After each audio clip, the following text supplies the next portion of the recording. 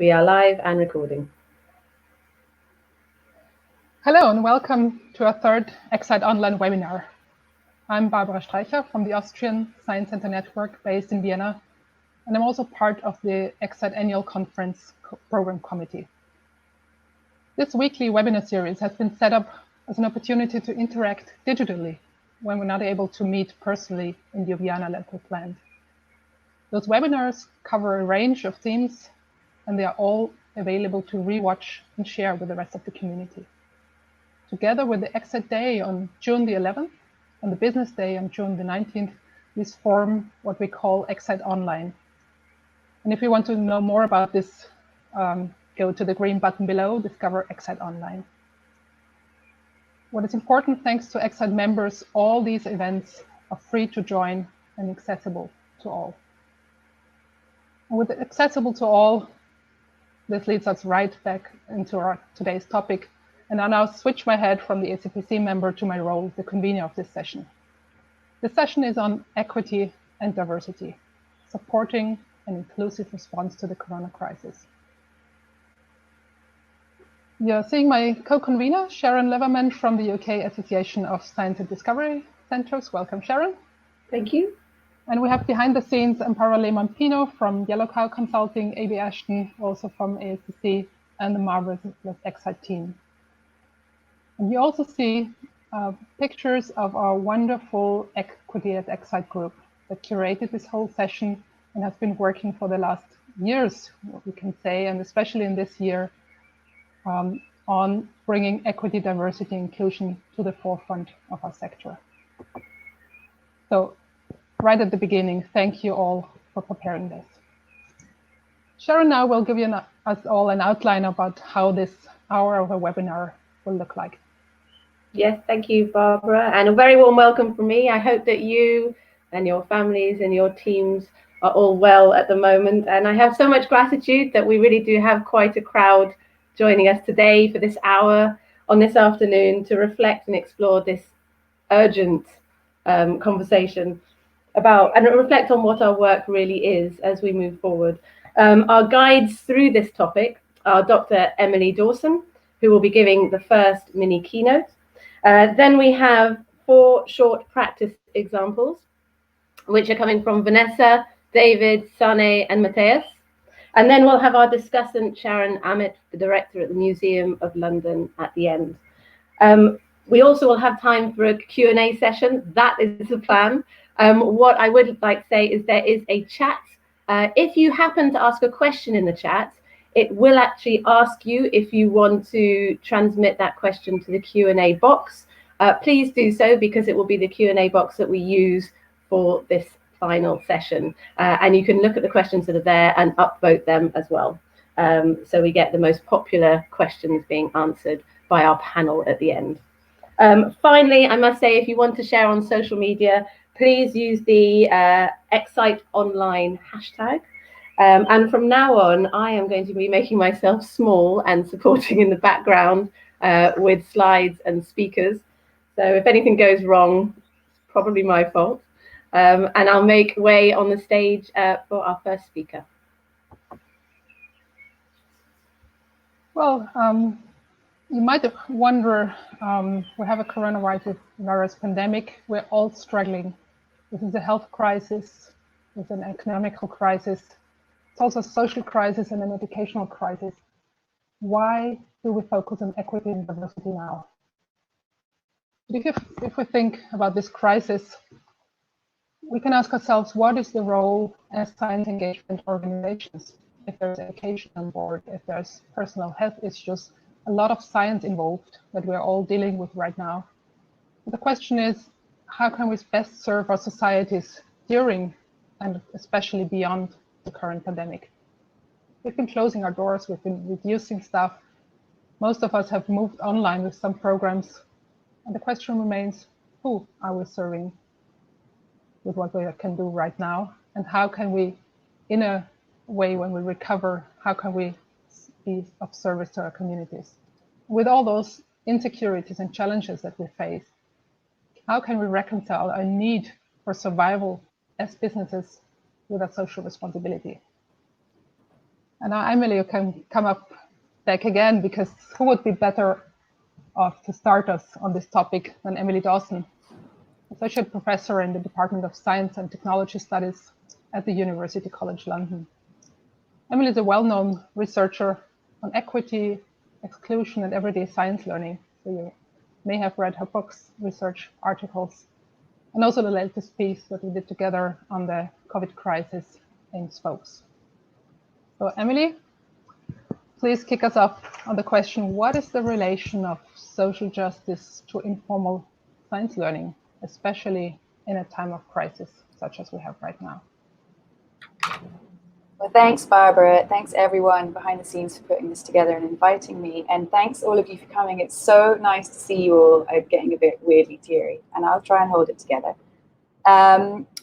So normally, when things are really super stressful, I get quite flippant and make lots of jokes, which is what I felt like I did when we first started to talk about whether moving online was okay, what moving online meant for inclusion. And a few days into that sort of response, I began to see how serious things were going to be and how flippancy wasn't going to cut it for very long. So I've gone from flippant to mega sincere, which is what you're going to get today. As you all know, we find ourselves in the middle of a crisis, and the pandemic is extraordinary because it changes everything. And yet those of us who work on structural inequalities know that it changes absolutely nothing, and in fact makes things much worse and much more visible if, in case you were able to ignore them before. The weekend that Barbara and I finished writing this piece for Spokes magazine, one of my dear colleagues in the Science and Technology Studies department died, bringing my personal death count to 4 deaths in 7 weeks. And the data show that this is just a drop in the ocean, and that some families and some communities have it far, far worse. So I wanted to write something for what is, without sounding too soppy, my favorite corner of my work world, which are the people who work for justice and equity across those relationships between science and society, whether you call it science communication or informal science learning or science policy or museums or galleries and zoos and aquaria. So with all the love in the world, this is part of what I was thinking about that went into that piece. As the early stages of the pandemic unfolded, I kept finding myself thinking over and over what this would mean for our sector, and specifically what it would mean for social justice. And I could see and hear conversations as asking about how we might respond, as well as a huge amount of worry and anxiety at a personal level for our families, our neighborhoods, our cities, and our countries, as we changed our lives in such dramatic and unknowable ways. And I could hear people worrying about several things that I've boiled down to these 3. This idea of protection, protecting collections, those alive in zoos and aquaria, but also those long dead in natural history galleries, protecting buildings, protecting jobs and staff, and then a starker theme around survival, so trying to maintain income streams, and again, protecting staff, but some quite interesting arguments starting to come through about visitors. And also this idea about service and social justice, so this idea that our sector could provide science support to our societies and maintain and build relationships with communities and community partners. And all too often, these chats were increasingly being framed as either or. And this is hugely problematic, and I have to thank here, I haven't seen her name whiz past, but Cecilia Garibay in the US, because she, on a Twitter chat that I was joining in a day after it happened, in a complete rage at the way the conversation was going. This is a hugely problematic framing because it's very combative, and it drives us down the road of thinking we can do one or the other, that we can survive and protect, or we can do service and social justice. And that's a very narrowly framed debate. And what Cecilia managed to say so eloquently in these texts, in these tweets, was that this is, of course, a false dichotomy. So one of the things I thought we could usefully do across our community was reframe that discussion so that we could think about both and more rather than either or. And it might open up the way we think about this kind of debate and maybe change some of the options available to us, whether that's in our personal work or our decision making or making presentations to senior management or thinking about community partners. Spent a lot of time mulling over what happened in the 2008 global financial crisis. And I just finished working in a big museum and had started doing research. And I could see in the waves of redundancies that followed in the UK, at least, all the social justice related roles, so community officers, inclusion officers, these kinds of roles, they just disappeared in the first wave of redundancies. And that it took years to rebuild those relationships, those programs, those ideas, and those links. And I don't think we can afford to do that again. I think that would be a huge problem for us. As a field, we have so much to offer. We have so much expertise around supporting science and society relationships, which during a pandemic is quite clearly more important than ever. If you think about the news and online media, they're saturated with science in a way that they have never been before, and we may not see again for a long time. So our sector should, in my view, at the moment, now be more relevant than ever, rather than less relevant.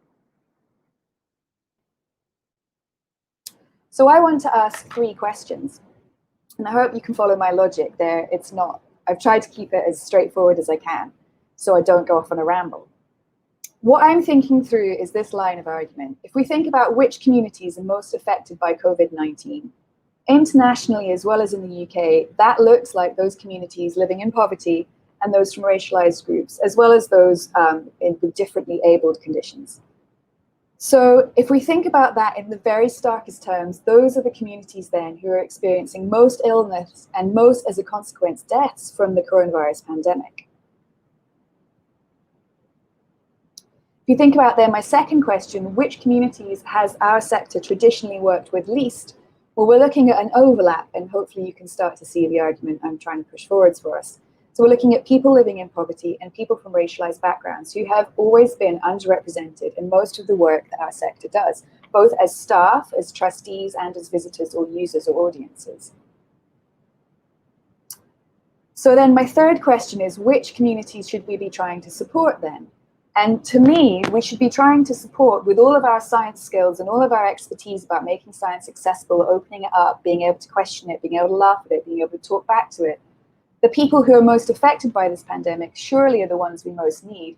And given our sector's fairly exclusive history, this is perhaps the opportunity for change that we've all been looking for. So to me, these points lead to a strong case for centering our work on social justice and inclusive practice as the cornerstones of our response to the pandemic. Effectively, change has come, and it doesn't matter if we like it or not. It has come anyway. So for me, I have to ask, what on earth is the purpose of this sector with its wide and wonderful variety of practices, if it is not to support those most affected by the pandemic who might need us most? For me, in the current crisis, social justice and survival are not mutually exclusive. In fact, they are the same thing, and they mean our survival as well as everybody else's. So this is the sort of cheesy call to action piece that I wanted to make sure I got at the end in case it got too bleak. I think we can be bold. I think we have a huge opportunity here for change that with all my heart I want us to grab. I think we can work together. We have an amazing community here with so many passionate and committed and amazing people. We can build and strengthen relationship with community partners, and community partners have so much to offer us, just as much as we have to offer them. And I think we come to a crisis point where we can harness all of these changes, so many changes that in many ways we didn't want, to now build a better future for all of us. Thank you very much.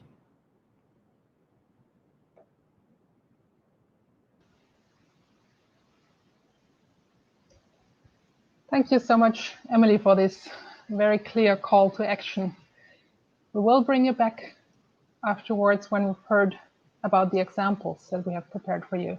Because of course, the question is, Emily said, we have so much to offer as a community. And you might ask yourself the question, yes, this is definitely something to strive for. I'm really going for Emma's words, but how can this be done? And how can this be done during such a crisis and in a very unknown future that we're seeing? So what we've gathered for the rest, or for the next people we're bringing up, you can stay here, Renessa, are examples to inspire us as a community, can see what can we build on, what is actually happening with our community partners, what are we offering to them, and also the reverse, what can they offer to us. So I'm really glad to welcome Vanessa Mignon, Head of Education and Public Engagement at CRAS in Paris. And Vanessa has a lot of experience with social inclusion, I would say from many sides. And the question to you is, well, how can we stay in contact? And not only that, how can we stay relevant to underserved communities during this crisis? How can we even know what their needs are? And those needs might not only be educational ones. So go ahead, Vanessa. Thank you, Barbara. Okay, so yes, I'm in charge of different programs, and I want to talk about two of them today. The first one is a pop-up science center, and our last one closed its door in February 2020 after 5 months of running. And so you can see we closed just before the crisis. The second program is a digital education called eFabric. And this program connects young people with disability. Together, they use they built objects using 3D printing, laser cutting machine, and all the tools that you can find in creative spaces like Fab Lab. Working on social inclusion, I always ask myself, are we just serving the community and providing them with education or science communication, or are we part of that community? Or if I make it simpler, is it us and them, or is it we? And I think the coronavirus crisis helped us a little bit answer that question. Like most of you, we started online to provide online content, and I must say that Tracy's team did a wonderful job trying to maintain some interactivity using Twitch, for example. And we also thought about families that will have problems connected to internet using a lot amounts of data, for example. And we went old school on that. We use emails instead of fancy newsletters with a lot of images, and send PDF. But in all our staff meetings, there were a lot of questions and a lot of assumptions on these people. And from the feedback from a weekly email, we can see that it was not enough. People were not really in contact with us through that. And that's also why I really believe that after 5 months of a program, how wonderful it was and how deep the connection was, we were not relevant to them anymore at this point. And the only thing that we can do is being back as soon as possible in that neighborhood and reopen the pop-up. In comparison, the eFabric project that I've been running for more than 5 years now was always a little bit more than just a program. We've been connected more than 50 organizations all across Paris region, disability organization, youth organization, Fab Lab, and maker spaces. And when the virus strikes, it was really easy to keep a role. We were a mediator. We connected Fab Lab, who were producing visors and masks to disabled institutions that needed it for their staff. We also kept a role of empowering young people through online meetings, games online, but also some of them reached to us and asked us what we can do, because they knew that the skill that they had during a program can be useful in time of crisis. So we start producing our own face shield in a Fab Lab with some of them. And I think what I've understood from what happened during the past months with these two different programs is that in eFabric, we managed to create a community, to link in different community, and to be a community, and the role was quite clear, and it was clear for us, and it was also clear for the people we were working with. So that's me.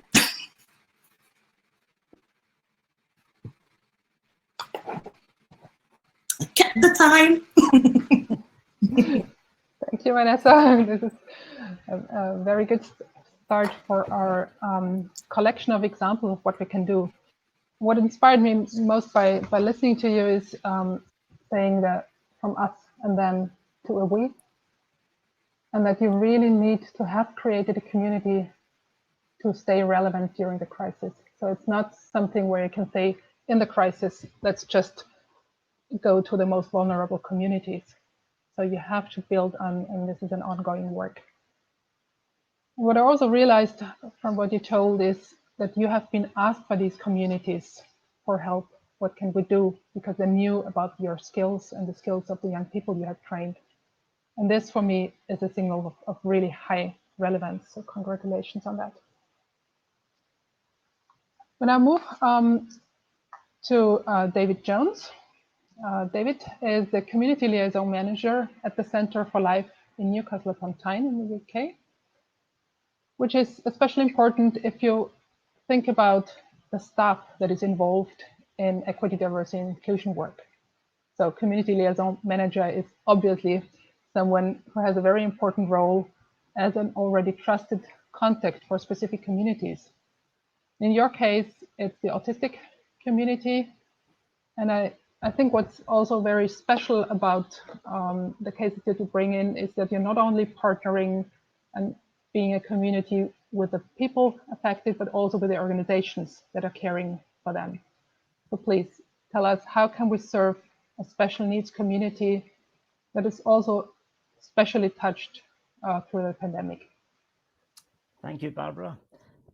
What I'd like to do is just give a little bit of context to the work that we've been doing with the autistic community, because really we have been working for just over 2 years in partnership with an organisation called Northeast Autism Society, and they brought together for us a group of young people, and the photograph you can see of it in front of you here is the group of young people looking at some of the prototypes for our new space exhibition. And the idea was that young people would give us some insight in their experience of what they thought of the centre, the prototypes we were doing, and the environments, and how that would influence the new exhibitions that we were developing. So we worked on that for just approximately a year and a half. And at the end of the year and a half, we found that we're still all working very respectfully together. And what we did then, we started to work to develop what we called sensory-friendly Sundays. And these sensory-friendly Sundays were specific for the autistic community. And they started just in February 2020. But to build that up, what we had realised is that we had to build up the social capital before attempting to build up the science capital for the community, because it takes a time to build up that trust. So having started the Sensory Sundays, suddenly came the coronavirus and the centre closed temporarily. So for a moment, we thought our work with the autistic community had come to a standstill. However, next slide, please.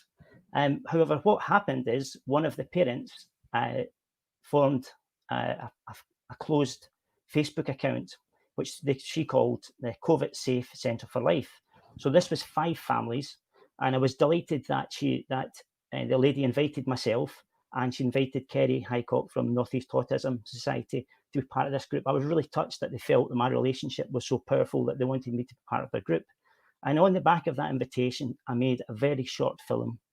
And that very short film was to say, thank you very much, and here's your science fact for today. And it was so well received. They got so many messages back. What's your science fact going to be tomorrow, David? So I made another short film. And again, at the end of it, I put a science fact. And what we very quickly realised was that there was a desire for people to engage still with science in the lockdown situation. And Kerry and I started to make some very light touch science films specifically for these 5 families. And having made our second one, Kerry thought they were so powerful that she decided that she would put it up on Northeast Autism's closed family network grouping. So the closed family network grouping has 2,600 followers. So suddenly the Centre for Life, who have been working with the autistic community for 2 years, had their voice being heard in a wider autistic conversation. And so we made a couple of films, and those were published within the family network. And then came the ideas, why don't we, with working with Kerry, who was the respected face of the autistic community, why didn't we make some films with our science explainers, so they were a bit more professional, and that those films would be specifically for the autistic community. So that's what we did. We made some films, and funnily enough, those films were really well received. So next slide, please, Sharon. So what we did then is those slides were well received, and they were put up in the family network. Again, say 2,600 viewers. And then what Northeast Autism Society decided to do is they would then publish these on their open Facebook account, and that has 11,600 followers. So suddenly we had gone from engaging with a small group of 5 or 6 families to 2,000 to 11,000 people. So we're really proud at the Centre for Life that we've been able to engage with the autistic community and work in partnership with one of our fellow organisations to make a real difference to the autistic community. Thanks very much for listening.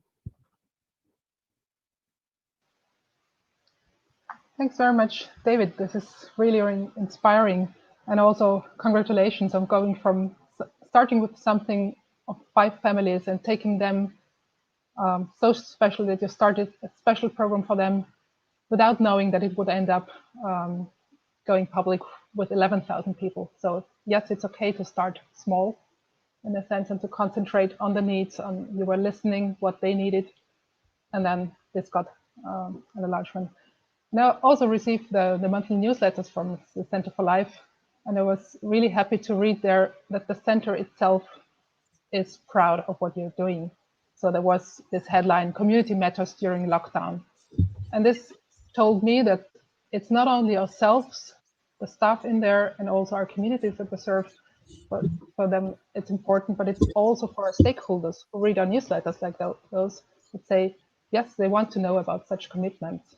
And I think we will be asked, and I personally have been asked by funders, how are you taking care of disadvantaged communities in this time? So it will be something where we'll be measured against. So there are some funders that expect us to care and invest here. So thank you very much, David. I will now turn into another example that goes deeper in terms of funding. Janet and Adel she's a project leader for diversity and inclusion, not at a single science center, but the Dutch Association of Science Centers and Museums. You might know them at DSC. And she'll tell us about how diversity and inclusion can actually not only cost, but mobilize finances in these times. And also, why should institutions tackle this together? What are your experiences in this, Janet? Yeah, thank you, Barbara. Yes, I'm here to tell you about our program called Samen Inclusief, which translates to Inclusive Together. And this is a program we have been developing with and for science museums and science centers. So that's a little bit different from the examples we heard before. And I'm very happy to share with you that we recently, in the midst of all this corona crisis, heard the news that the program will receive a grant from the Dutch Mondriaan Fund. That's amazing news, and it makes it possible to start Samen Inclusief, which is a 2-year program with 8 leading partners that have committed to invest a certain amount of time in the program and developing it. We have 40 possible participating science museums and science centers, all of which are our members. We want to involve to work, we want to involve them during the process of those 2 years to work on more diverse and inclusive institutions. And with this program, we also aim to set a basis for a long-term collaboration on D&I, because we don't believe this is something you can fix in 2 years. With the funding and the network we have been building, I believe we have two very powerful tools to keep DNI on the agenda, which is very welcome at this moment in time. I do not like to look at DNI as a project, because I think we all agree that this is something you cannot just finish or complete. And what I like about what we did in our grant application, because then you have to make a project out of it, is that we do have concrete goals and deadlines, but we left a lot open to be developed during the process. And we made creating a basis for a long-term DNI collaboration part of the plan. I'm also very, very happy with the fact that we function as a network, and that we've invested in building a strong network around us and connect to other national and international networks, like the Equity at Ecsite group that is hosting this session. Being part of a network is powerful on both an institutional and individual level. I believe that it's important to let the people who work on DNI know that they are not alone, and support them as much as we can. I think that's something that we can provide as VSC, connecting all DNI advocates that are in our association. And being part of the VSC as an institution working on DNI is also useful to organizations as a whole. It could help with local funding, for example, but also, like one of our leading partners wrote to me, that this collaboration with VSC gives a reason, motive, and tools and legitimacy to take steps in their own organization. And that's before we even started anything. So building a strong network and be involved in other networks brings our organization, the program, the people involved, and me personally, a lot of information, insight, and support, and it makes us more resilient, not only helping us to focus and pick up where we left off when the first dust of the corona crisis now settles, but it also pushes us to see more urgency and changes, and be even more ambitious than before. So that's what we need right now. And I want to thank the Mondrian Fund and all networks and institutions and Ecsite involved for pushing us and making it possible to keep working on DNI. And I really hope to see everyone live at next year's Ecsite conference. And I will be able to tell you more about our program, the first year, and lessons learned so far. Thank you. Thank you very much, Sanne. I think what you made clear here is the topic of diversity, equity, inclusion is not a project. Yes, you can frame it as a project to raise money. That's perfectly okay, but it's actually an ongoing process. It's something that an institution has to invest in. And it's also a topic that is just too big for one organization. And this is actually why we formed this Equity at Ecsite network, and why it's great that networks such as the Dutch Association of Science Centers and Museums takes it on as a topic to really bring your members about with them and support them with this. And we will come back at the end to how your organizations, and with you, I mean all of who are watching right now, to become pioneers and follow these examples and learn from the examples that we have in how equity, diversity, inclusion can become something which is not dedicated to one single person. Yes, it's great to have community liaison managers and project leaders on this topic who take up the responsibility, but we also need the support behind this. We need the strategic support from the leaders. We need partnerships, like we heard before. We need staff that is dedicated. We need to adapt our content to that. So with this, we are trying to get Matthias, our next speaker, in. And I'll thank you, Sanne, for providing this example. We're trying to get Matthias in. As a disembodied voice from backstage, I think there's a problem with Matthias connecting. Okay, I will introduce him first, so maybe we have a chance to get him on.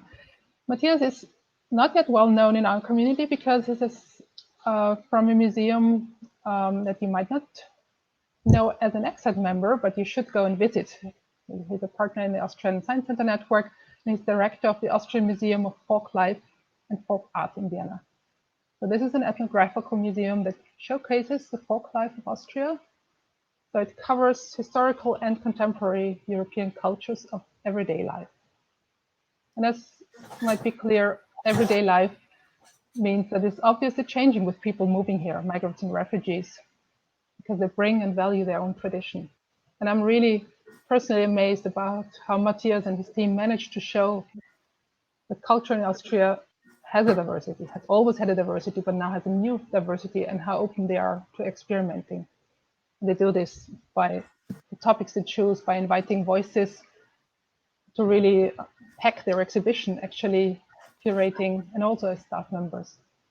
And if we manage to get him in, he will give us a few glimpses of what they have achieved, especially to keep the focus on equity, diversity, inclusion, even during the crisis. So let's see if Matthias is at least a voice here. Ah. Well. Oh, well. Welcome. Perfect. Popped up. There you are. All right, so I could start. Hello, everybody. Thank you for the invitation. So talking about the Museum of Folk Life and Folk Art in Vienna, we possess a huge collection of historic daily life culture from the Habsburg monarchy. And we make up to 10 smaller exhibitions a year, often on social issues with some critical approaches. We have up to 30 employees and try to live a very open institution between necessities of museums collection on one hand and, so to say, an open source institution. As we faced in 2015-16 the migration movement from Syria and other countries, with its effects on Europe and Austria, we decided to start a fellowship program in 2017. We invited 5 transdisciplinary fellows like journalists, artists, teachers to open up their own office within our institution and with guidance by 2 external curators. They all had the status of asylum seekers and were officially not allowed to work, which is to be criticized continuously, but nevertheless, we organized some possibility to get them paid. The goal was to establish a discourse between the institution's self-image and the transdisciplinary perception of the fellows' escape experiences and their new cultural environment. The entire process integrated joint public events and culminated in a strong intervention in our 25-year-old permanent exhibition. This intervention became so expressive and challenging that we called it our new permanent exhibition. Some of our fellows are still part-time working in our education program. This exhibition allows us to repeatedly address a wide range of topics from populism, social justice, economy, nationalism, racism, and so on. And as a museum, we see ourselves as a political institution in the best sense of the word. As political institutions, we reflect and analyze society. Therefore, we have to stay free from the mainstream of managerialism, and we have to set symbolic and real actions to show alternatives. We must remember that we are a social agency and a motor of social interaction. And this attitude must start inside the institution with, for example, fair pay and opportunities not only for salaried staff, but also for fellows, self-employed people and volunteer workers, especially in times like this. I know this is often difficult and we are all far from perfect, but whatever the measure is, it's the clear call for action.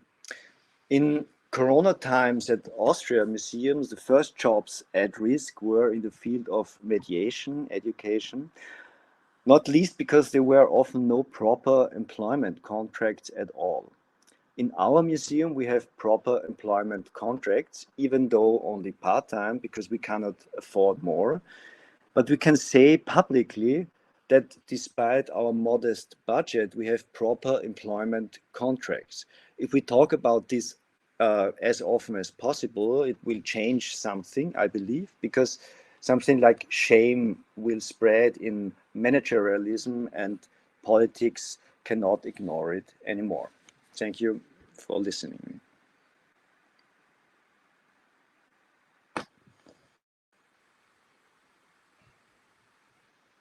Thank you, Matthias, for this glimpse into how difficult it also is if we say we want to have an inclusive staff, and there are just regulations around it that do not make it easy for us to respect that. So thank you very much for this glimpse, and I think we'll have more to share in the various other settings. Yes, you can visit. I am reading the chat. Now we'll switch to Sharon Ament, Director of the Museum of London. She is well known in our community. And I think what's interesting for a very large organization as the Museum of London, with over 1 million visitors a year, that probably will drop this year because you have to be closed, and you are planning for a big move. So how can you as a museum director reconcile business and social responsibility, even in these times of crisis? Hello, everybody. It's great to be here. And I want to go right back to where Emily started, which is to do with social justice and business or economic viability. It really isn't a binary question. And I've been thinking long and hard about this as we develop and build our new museum. Earlier on this year in January, I had the huge pleasure to listen to an extraordinary woman. Her name is Caroline Page. I will type it up so you can see her name. She was the first, is the first transgender woman in the Royal Air Force, so being part of our armed services. And at the time, she decided to live as a woman in her job. She's an absolute expert at what she did. She was a navigator. It was illegal to be gay in the armed forces in the UK. And it's really wonderful to track her story and how determined she was. But she found one thing that was true, and I've been thinking about this on an organizational level, and it's really simple, and it's something we all know. If we live our lives in the true sense and we can be who we really are in our full senses, then that makes us the most powerful and the most effective. And so thinking about that from her as a person to thinking about that to a museum of London. And that kind of thought started with us going right back to our fundamental mission statement. So our mission is probably not very different from many other museums or science centres. It's about equality, it's about learning, it's about sharing. But we decided to be very explicit about being a force for good. And this image that you can see here is how we rewrote our mission. So that by fundamentally rooting, and this is how Matthias has just spoken, if you are rooted right in your organization with core principles of equality and being a force for good, and with social justice right in your own DNA, it makes every single thing you do possible.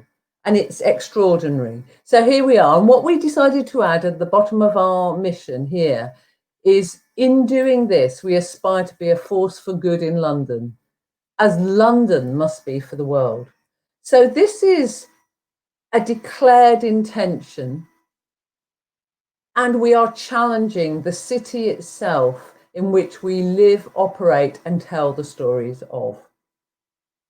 So how did we evolve our mission? That was who we are. The mission is why we were here. This positioning is what we are.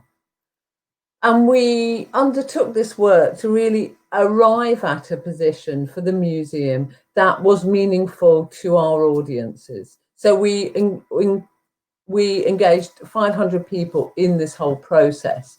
And we came up with this simple statement that we are London's shared place, of course, very important. What we've heard today, earlier on from Vanessa, it's we, not us. We are London's shared place in the middle of it all.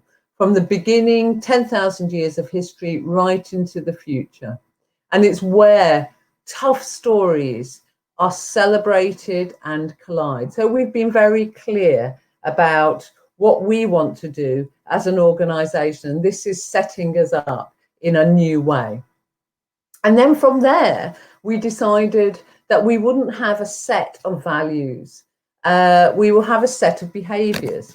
And what we realised was that loads and loads of organisations have loads of values. It's just the standard way of doing it. And in fact, lots of values are almost the same. You will see people saying integrity, honesty, creativity, innovation, blah, blah, blah. They've become meaningless words. So we wanted to get right down to a set of actions. So we don't need values. We've got all those embedded in the organisation. For us, this is how we are going to do it.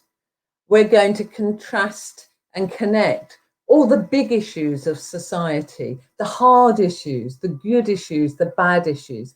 Yes, we're about putting on a great show. That's a great show for everybody. We're about keeping our feet on the street, keeping connected to our audiences. And we're about the doors staying open. That actually means staying open for everybody. And if you have the time to read all the great words around that, you can see how all of that sets a framework of behaviours for our museum. So that makes us able to do things with confidence and passion. And there is no doubt that we are an organisation that will welcome many millions of people, and we will focus our resources particularly on attracting those people who are less likely to come. So we know that I don't have to worry about white middle class people who are really, really, really good at accessing all the resources of culture and many other resources. They will come anyway. So it gives me a framework by which, and particularly in this COVID time, to really focus our resources to attract and help and engage with people who are less likely to come. And it transposes itself into things like our access and equality statement, which is a commitment which has shaped us all. So from this, when it's enshrined in your organisation, if you live it, it becomes really evident. It's everything you do, from what you collect to the stories you tell, to the suppliers you choose, to the partners you work with, to the principles under which you operate, the education programs, how you design your advertising, your pricing policy, who your board members are, your projects, your programs, the intensity of your community work, the design of your exhibitions. And for us, it's also about the design of this new place. And going back to what Matthias said, the symbols of who represent you. So here is Grayson Perry, an artist who made the announcement of the location of our new museum and where we were going into we did this in 2015. And this is the style that we want to have in our new place. And the very qualities of going to inhabit a market, which is a democratic place for people to come in and out, is shaping the whole of our organisation as well, and enabling us to do things which are even more impactful and more engaging. Because what we've learned is that a market, this old Victorian market that we're going to turn into a museum, is the ideal place for a museum. It is not a place where you have to go through a hallowed door of learning. It is not a place where you have to enter into our world. It's a very democratic space, 9 entrances. The world can come in and out. It's connected to the street. And we're really excited about this. So in this COVID time, all the work we've done on our brand is setting us up to engage with more fervour and energy in a way that we've never done before. And as all of our other speakers have said, it's a huge opportunity to live the possibilities that we could only just see a few months ago. Thank you.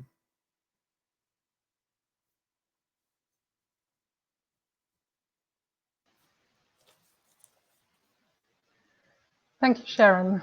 This is really inspiring, and seeing, I think the comment that was also picked up in the chat is those wealthy audiences, and those will come anyway.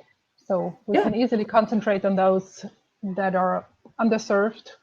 And I think exactly that word underserved means a lot, to say the others are served anyway.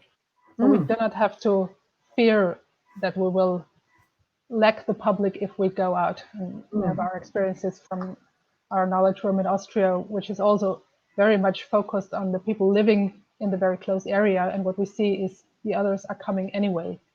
And what's nice then is to have the mixture on there. I'd like for the Q&A, I'd like Emily to come up on stage again. So, but it's also a question to Sharon now. From the questions, the one most voted on is, well, the lack of access. So underrepresented communities, so we're going online now, and I think every museum has been doing that right now.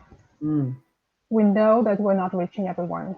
Yeah. So it's not only a matter of what in our underserved communities, what are they dealing with right now? What are their main problems? Going to what Vanessa shared about the shields that they needed, probably not the educational experience that they're looking out for, and also the digital literacy. So like both of you to respond to that question, what can we do in terms of that kind of access? Well, shall I go first? Sure. Okay. Yeah. Thank you. So I heard a kind of horrible statistic that 7% of young people, and I'm assuming that's 7% in London, in the UK, in London, do not have access to online, either through a smartphone or through just a standard computer. And that made us think really hard. Whilst we are putting lots of our stuff online, it's made us think about how we can reach those. And it goes to some of the projects that were spoken about. We can do that. We need to do this, and we need to operate in this new way through partnership. So what we've done with other partners is to create a learning pack, a physical pack, that is now being distributed, or starts to be distributed next week, and there'll be 4 of them, through food banks and through community networks. And so it's a very purposeful, targeted pack for people who may not be able to access the internet. And now we're now, based on this, the Lord Mayor of London has asked us to engage with his office about distributing computers as well, and how we can set up that mechanism. That's a longer term project, but it's, yeah. Emily, any comment on this? Hi, yeah, I think divide. I know that we touched on it a little bit in what we wrote, Barbara, but I guess for me, I'm thinking, and I'm just only going to say the same things as Sharon, really, but I'm thinking about community groups I've worked with, and I'm thinking in particular the Somali groups. Criticisms of museums and science centres and zoos and aquaria was they'd never heard of them, they'd never been marketed to by them, these weren't places they would ever look to go to, let alone look for some kind of resource for. And just applying that to the current situation, the kinds of things they did as a community network they had community radio stations, community YouTube channels, community TV stuff happening, and they talked about that as a really resilient framework. So they also had a lot of phone connections and often had 1 or 2 phones or different SIM cards and could easily spread information between them. And just in a sense, then our sector was sort of out of that loop. So I think it's about building those relationships so that we don't have to reinvent that wheel. Those wheels are rolling, you know, we can just tap into them. And I really liked what Sharon said about distributing real packs, because one of the things that group often said to me was, well, you know, we never have anything through the door. We never have a flyer, and actually an actual physical, tangible thing can reach so many more people. Like, that's why Pizza Hut used them. That's why Pizza Hut still stick flyers through my post box, because it's a really good way to reach people. So yes, I can see lots of comments, and I think Lewis maybe answered that question in the box. I think as well. he just answered it in the Q&A box. Thank you, Lewis, for doing that. What I can say here is what I know is that they have been working with community organizations, training people from those organizations in how to do training. So training the trainers. So the trainers are directly part of the community and they are trusted. So this also probably tackles the second question that was voted high, is how can we start new? If we don't have the connections now, how can we start? And I think one of the things that we always hear is go out and listen and make the connection to some connectors in those communities. So you don't have to tackle the whole community as such, but you can go and find an individual that might have a foot in both communities. We have in our Austrian network, we have somebody who calls herself a cultural interpreter, because she has a foot in both communities, and people such as her would be able to grab what we have in terms of what we can offer, and they can offer their knowledge of a community. So I think building this we that we have touched upon in this hour is something, yes, you can start now. It's more difficult if you don't have that before, but you can start anytime. So it's not a time now to delay anything, which both of you really said. With that, I think we don't have time for further questions, but we have resources for participants down there, and I'd like to thank both of you and all our speakers, and invite Sharon to come up visibly again. When we say we've heard about the Equity at Ecsite network, and I think it's fair to say, well, what is it?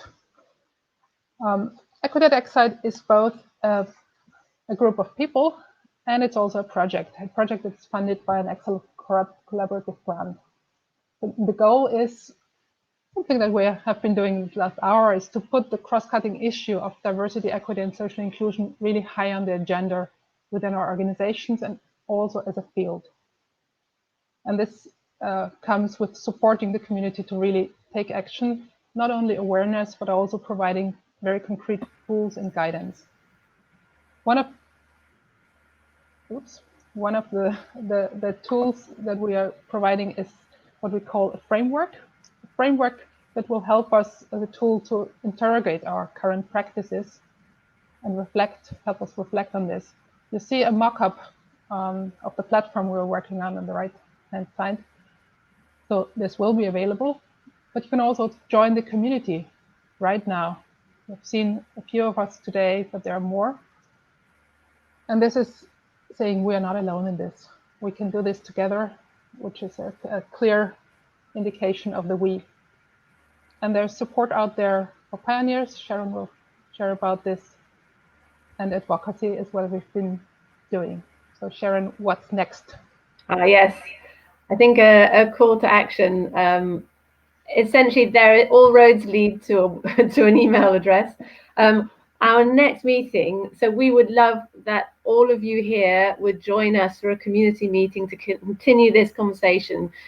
We'd love to get in depth with some of the discussions and some of the questions you might have, in particular questions of how do you take the next step in this work? How do you reach out to community partners? This is so much what we're talking about. And on our base camp, we have, it's bulging with resources and bulging with support. So we would love you to join our base camp. And to do that, please do email equity@ecsite@gmx.net, because then we can invite you with your email address. And we will also be sending an email out after this webinar to everyone with an invitation to the Zoom call on the 4th of June. So please do join that community. In addition, we're at a very exciting stage of our framework at the moment. We're just at the moment where we've brought all this research and resources together from years of collaboration, and we now want to get as much evidence from across the sector. So we want your stories, we want your experiences, we want your challenges, no matter how big or how small or what level you are at. We need that sumptuous sort of mosaic of diversity of stories to help us with our evidence of how you put this into practice. So please share your stories with us. And also, if you'd like to go a little bit deeper, a strand of work that we are leading at ASDC as part of the European framework is to actually start to pilot some of these areas of the framework to see how usable it is and to see how useful it is. So if you would like to be one of our pioneer pilot organizations, then that's something else that we would love you to get in touch with. But the first step, everybody is welcome. Join us on the 4th of June for our next conversation. Thank you very much, Sharon. And with that, we're at the end of this hour's webinar. You've already heard, you will receive an email with the details also on how to join those parts, those next conversations. It will be at 3 p.m. Same time, but on a Thursday. Thank you to everyone who contributed today, be it as a speaker, as a convener, behind the scenes, through the chat with your questions, voting on the questions, anything. This webinar can be reviewed and shared with the same links. You will find the slides and some other resources in the box, in the green box that is shown below. If you'd like to be a further part of this series, go for the next week's webinar, which is on creating and enhancing our digital presence. Head to the Ecsite Online section of the Ecsite website. And with that, enjoy the rest of your day. Thank you very much. Bye.